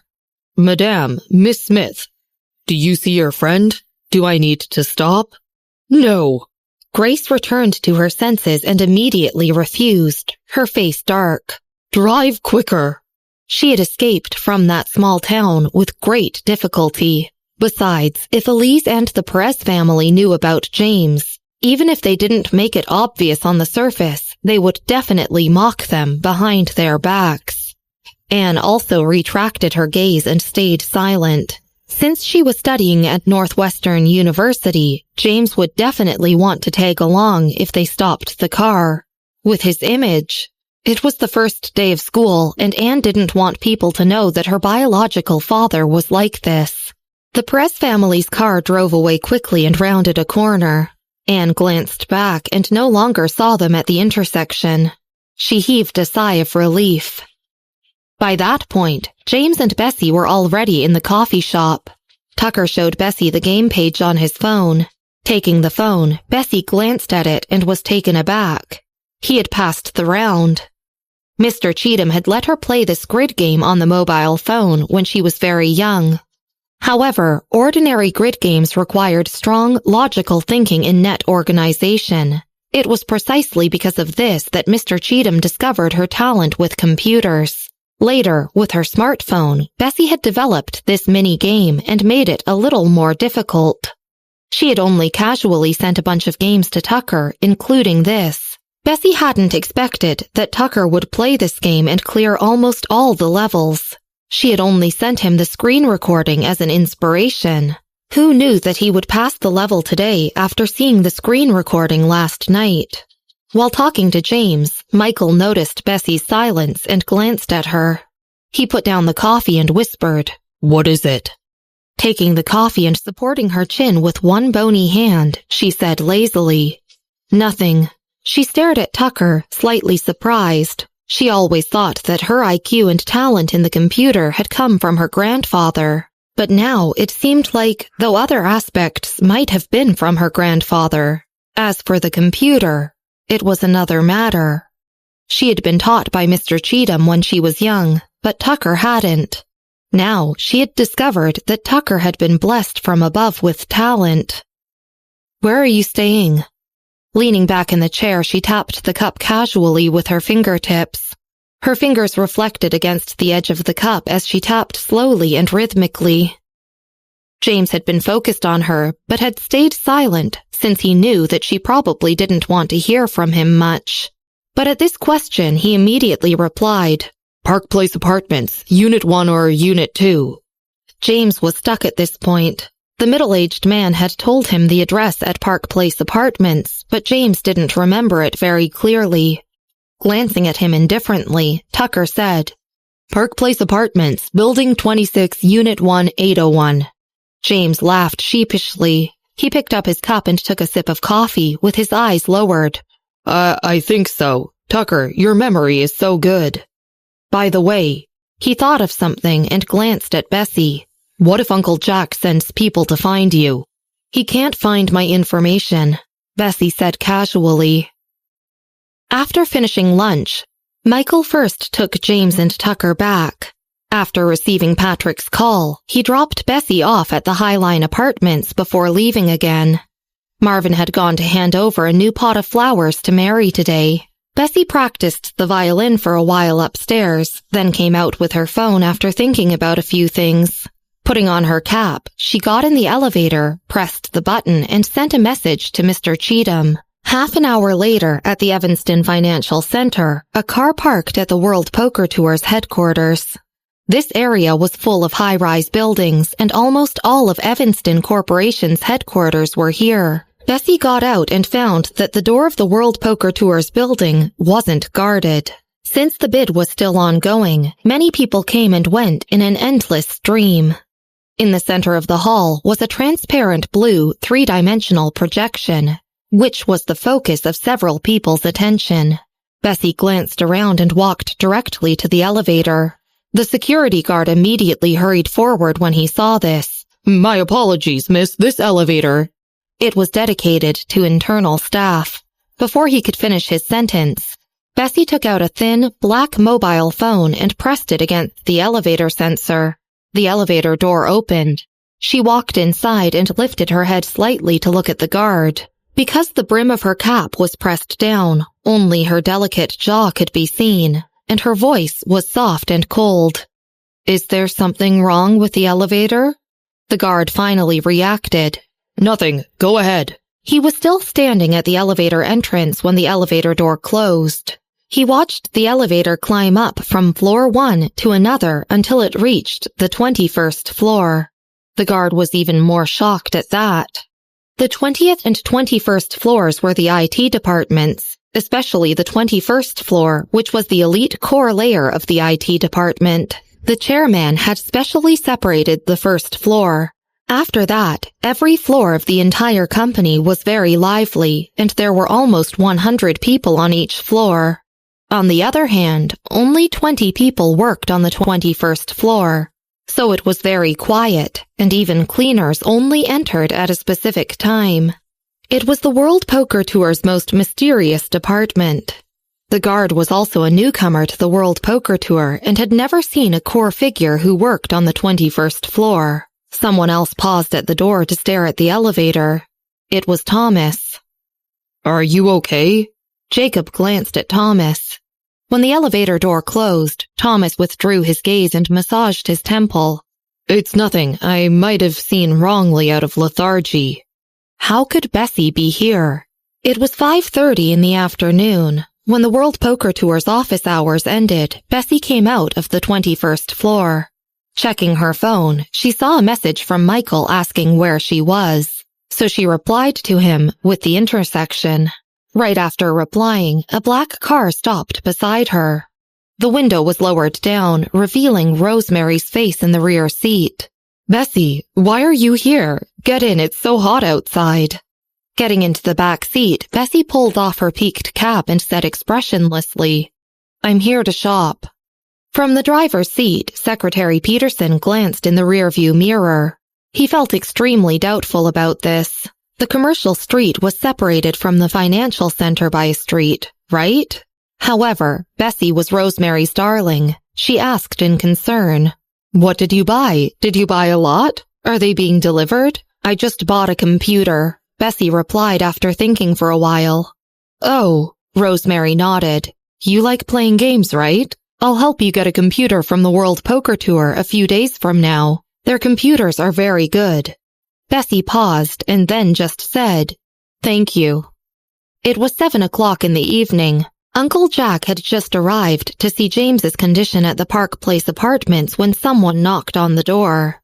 The middle-aged man went to open the door. Outside the door was a man wearing a red peaked cap. He handed a box to the middle-aged man and said concisely, "Hello, this is a computer for Tucker." After saying this, without waiting for the middle-aged man's reply, he directly returned to the elevator and left.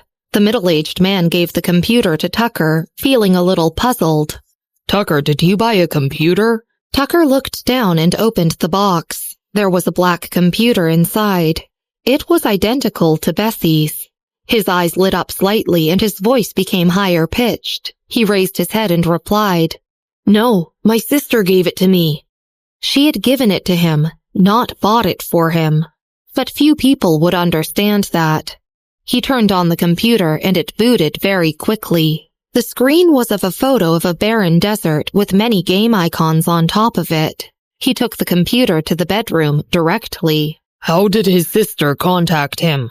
Uncle Jack looked at the middle-aged man. "Go and take a look at the computer."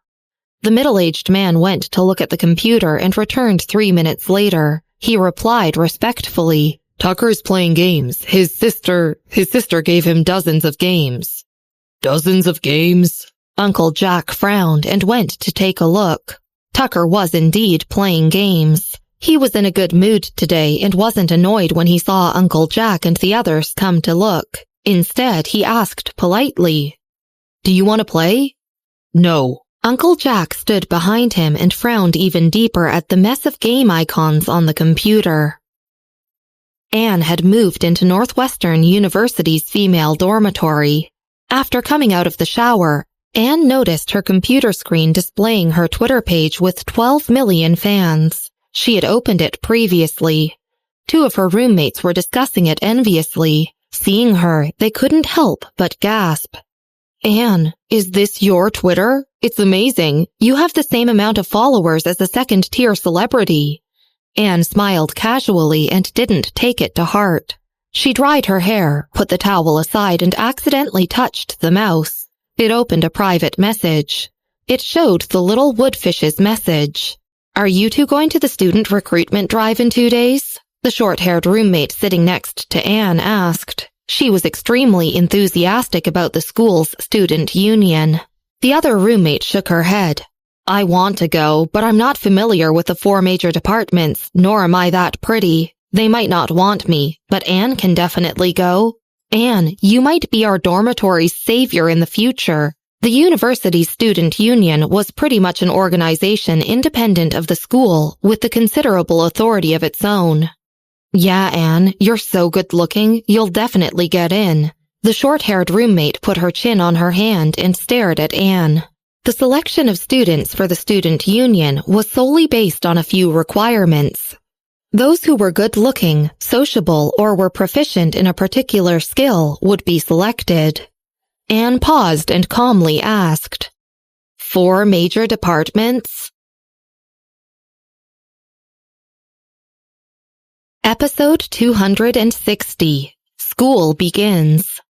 Though she had already been in Evanston for a long time, she always thought she would leave for Austria and hadn't paid much attention to Northwestern University's affairs.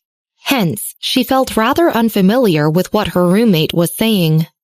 "It's the way our school is organized. Our school has more than 20 departments, big and small. But there are only 4 really powerful departments, namely the Politics and Law Department, the Science and Technology Department, the Medicine Department, and the Mathematics Department. These 4 departments are extremely impressive. I wanted to enter the Politics and Law Department, but unfortunately, I didn't score high enough, so I could only come to the Economics Department." The short-haired girl leaned back on her chair and shook her head. But she obviously didn't know enough about the 4 departments. Anne looked away thoughtfully. When she saw the opened private message, she reached out to close it. But her hands suddenly paused when she read the message. Little Woodfish's message was very simple. She'd sent 2 pictures comparing music scores and the video from the Evanston Association's official website to Anne. "Anne, this person's score is very similar to yours." Narrowing her eyes, Anne picked up her earphones and clicked on the video. At a glance, she could tell it was Bessy's video from the final exhibition. She hadn't listened seriously to her performance before. After all, listening to Bessy's performance only reminded her of how jealous she was. After listening to everything, Anne's heart pounded precipitously, almost jumping out of her chest. Her hands holding the earphones trembled slightly. She suddenly remembered the plagiarism that Mr. Grint had talked about a year ago. She had picked up that sheet music at the Smith family's house when it had fallen out of Bertha's luggage. It was too coincidental now that it was so similar to Bessy's music. Anne began to connect the dots. An inconceivable idea jumped out in her heart. That sheet of music might have belonged to Bessy.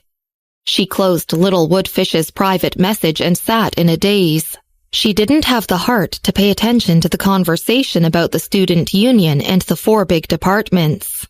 No, Anne leaned back and remembered something. She still had the manuscript of the sheet music. At the same time, Slagdragon was making himself at home in Jared's house. Taking out a bottle of cold beer from the refrigerator, Slagdragon chatted incessantly to Jared and dialed a video called Giant Crocodile. It rang for a while before Giant Crocodile picked up and asked simply, "What?" He was probably outside as his background was dark and his face couldn't be seen clearly. "Nothing much. I just wanted to know why you're not in the least bit curious about Lone Wolf," said Slagdragon mysteriously as he took a sip of beer. "Of course, I'm curious about my big brother." Giant Crocodile put a cigarette in his mouth. He sounded calm, but his eyebrows were knitted in a frown. "I was busy these 2 days." "You bumped into some trouble?" Slag Dragon finished the beer, squeezed the can, and threw it directly into the trash can. Tell me, what's the trouble? Giant Crocodile was very moved at first and was about to reply when Slag Dragon said, Hearing about it will make me happy. Ignore him. Jared reached out for Slag Dragon's phone. The border's not peaceful recently? Something like that. Giant Crocodile got into a car. When the lights turned on in the back seat, it illuminated his eyebrows, reflecting his 30-something-years-old face with its exotic handsomeness. He paused for a while and frowned. A force is indeed a little troublesome. I wanted to contact you to check it out for me. Which force? Jared laughed. Not many people could be feared by Giant Crocodile. He's from Austria, at the same level as the Underground Alliance. His name is Terry something, and there's also someone from the Hacker Alliance. Giant Crocodile pinched the cigarette and threw it out the window. You shouldn't litter. Jared glanced at him and frowned. Austria, the same level as the Underground Alliance. This thing isn't easy to investigate. If it was easy, would I come to you? Giant Crocodile gestured for his subordinate to drive. Jared returned the phone to Slag Dragon and poured a glass of tea. Only Lone Wolf can investigate in Austria. You want to place an order too? Are you in the queue? Besides just investigating that power, more importantly, Lone Wolf was also a hacker, and Giant Crocodile now needed a hacker to help him bare his fangs. My big brother will make me wait in line? Giant Crocodile lifted his chin, extremely confident. Having held back for a long time, Slag Dragon finally couldn't endure it anymore. You call him Big Brother all day long, but who is your big brother? Giant Crocodile looked colder online than in real life. Through the video, he glanced slightly at Slag Dragon. You're so talkative. Did Lone Wolf particularly despise you? Slag Dragon was speechless. At the thought of what happened 2 days ago, he suddenly felt stabbed in the heart. At the same time, Patrick handed a folder to Michael in the study room at the Highline Apartments. There was news from Terry, he said. He went to the border? Michael flipped through the folder casually and then put it back on the table. Patrick nodded, then shook his head. It's not a big problem. He's still discussing with Alexander. Michael looked up and thought for a while. They were still talking when Marvin called them to go down for dinner. Patrick stopped talking and followed behind Michael. Marvin used to think that Patrick dealt with the Clark family affairs, but he had already abandoned this naive idea when he returned to Evanston this time. He had faintly heard Patrick mention Terry, so he asked curiously, What's Terry doing now? He already knew that of all the 5 brothers, Christopher and Alexander were in Austria's manor. His other brother seemed to be in business. Marvin only ever saw Terry in the group chat, and given how both Christopher and Alexander's lips were sealed about him, Marvin still didn't know his profession. Him? Patrick glanced at him and put his phone back in his pocket. He's stationed in Austria all year round. You might as well ask him next time you meet. Downstairs, Rosemary was still talking to Bessy, asking her about the registration today. The Science and Technology Department is good. She picked up her fork and smiled. You should try your best to enter the Northwestern University Student Union. It'll be useful for you when you go to the Research Institute if... The thought that Bessy wouldn't be able to enter the Research Institute didn't occur to her at all. After all, Bessy was sought after by the deans of 2 departments. Rosemary thought of something and sighed, taking back her words. Forget it. You haven't even entered yet. It's too far in the future. Glancing at her, Bessy felt like her words had a different meaning, but she didn't ask further. Speaking of this, Rosemary smiled at Michael while picking up a bite of vegetables. Michael glanced indifferently at her and asked just as indifferently, Patrick, have we been short of funds recently?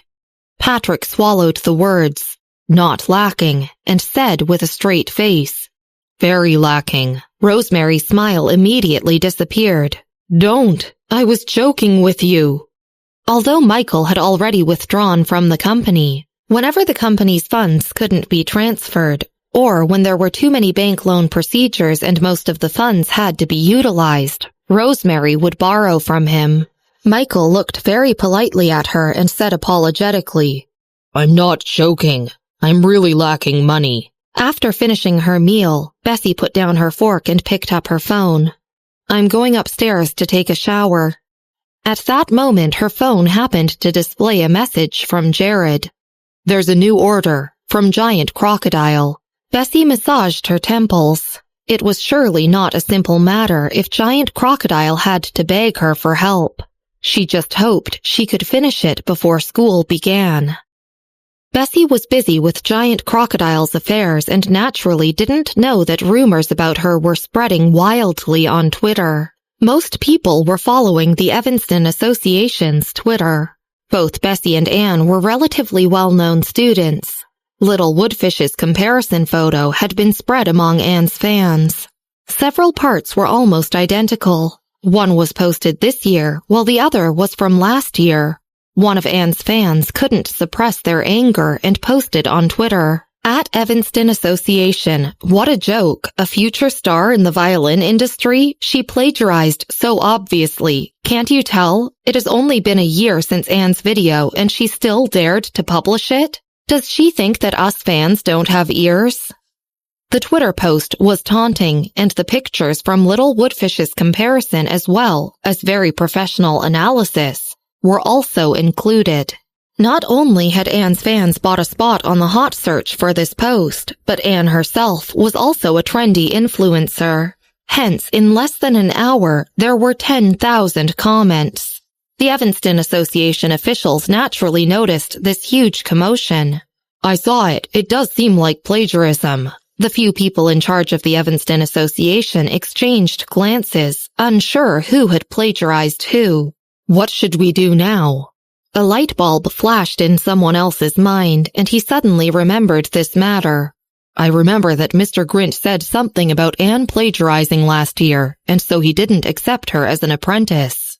This matter concerned Mr. Grint and his apprentice. The people in charge of the official Twitter account were just ordinary members and didn't dare call the shots on this influential matter.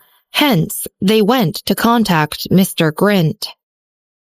Several people in the Evanston Association were jealous of Bessy, especially since she was Mr. Grint's head student. Countless people wanted to blow this matter up. Several people longed to hit her while she was down.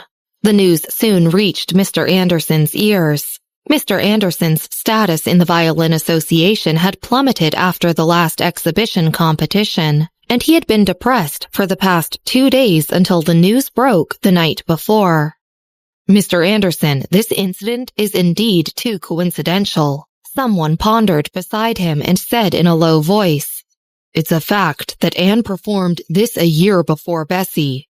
Mr. Anderson laughed, his eyes cold. "If Bessy could compose such a song a year ago, why would she wait till this year to enter the Evanston Association?"